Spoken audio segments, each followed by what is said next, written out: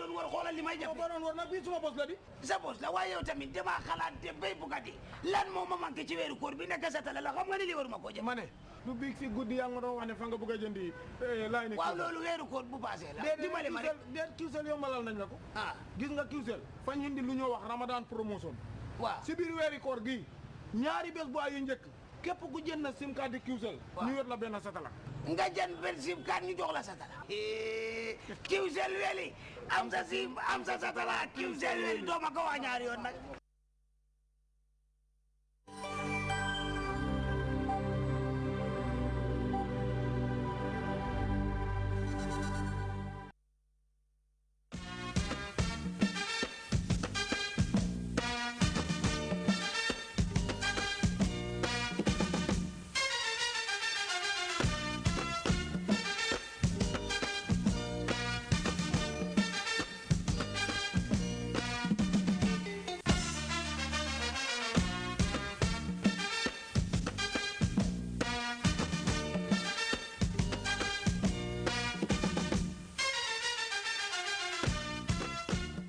Welcome to the interview.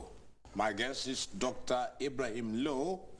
He has a master's and PhD in political science from the Complutense University of Madrid.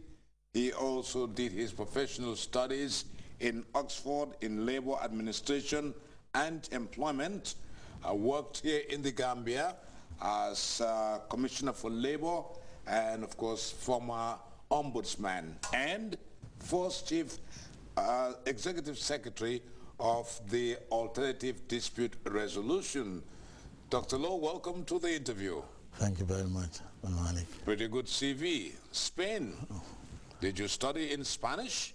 Yes, I studied in Spanish and I can absolutely speak the language very well, just as I can speak English.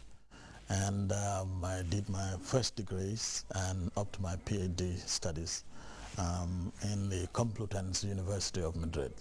I specialize in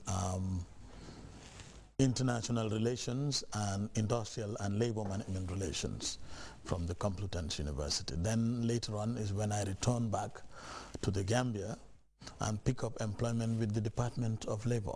But prior to that you went to Oxford. Yes, I went to the United Kingdom. I went to Oxford. To refine. Yes. That was Spanish, but now Gambia, we don't speak Spanish here. We speak English. Naturally, you have to be in a university of excellence that does its tutorship in English. So you went to Oxford. I went to Oxford and to have a training in advanced studies of labor administration and employment promotion. And through that, I actually have discovered that, well, there is much that could be done in the area of industrial relations, which is a subsystem to labor administration, and then to develop labor inspection and employment services, which absolutely could be done in a way that it will suit the needs and the aspirations of our Gambian people. When you came to the Gambia, there was already a labor office. And how did you find the situation as to what you learned from the Complutense University in Madrid and, of course, Oxford? Well, what I found was the Department of Labor was there, but it needed a lot of changes in terms of bringing in the legislations that were visioned during that period to make it much more apt to suit the Gambian people, particularly like areas of employment and areas of, let's say, dealing with dock workers, and then areas of developing the combined joint industrial councils, which was the machinery that fixes wages in the private sector. So some changes were needed, and then we were lucky enough to collaborate with the International Labour Organization that gave us vigorous support in bringing in somebody from the University of London by the name Professor Rideout. Professor Rideout came, and then, well, he met up with the stakeholders and interviewed them vividly, and he was able to gather a lot of background information in order to develop the labor law of 1990, the Labor Act of 1990 then. Rideout absolutely met up with people who were very matured and who played an important role in the industrial relations of this country. Professor Rideout, one of them was late M.E. Jallo, and Tim Sose, who was the administrative secretary of the Gambia Workers Union. And as you know, the Gambia Workers Union was backed by the ICFTU, which is the International Confederation for Free Trade Unions. In fact, we had two groups within the department.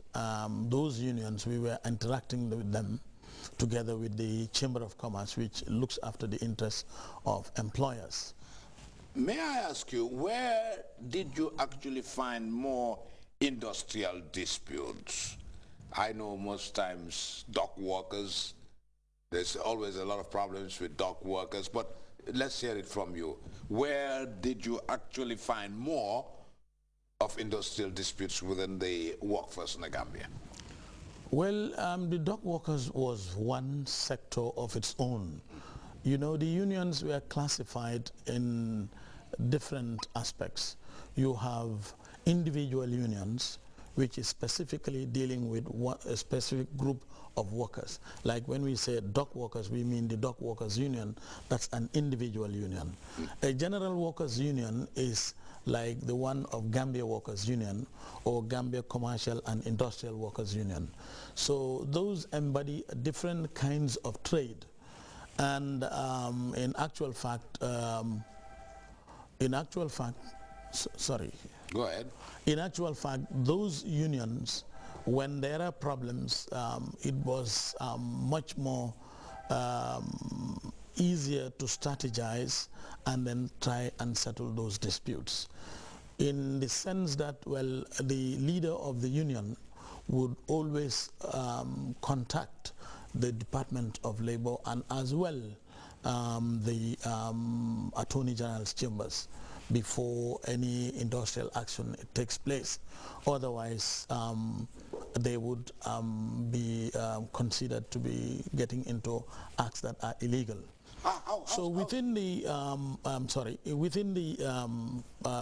disputes then, it was the dock workers, of course, because of the nature or the setup in which they work, where you have first the foreman and then the winchman and gangwayman, and that time, you know, it was not as mechanized as it is today, where you will or containerize or palletize. You know, dock workers were lifting heavy loads and then putting them on their bags to unload vessels when they are at the port of call. So it was definitely a very difficult situation. Among the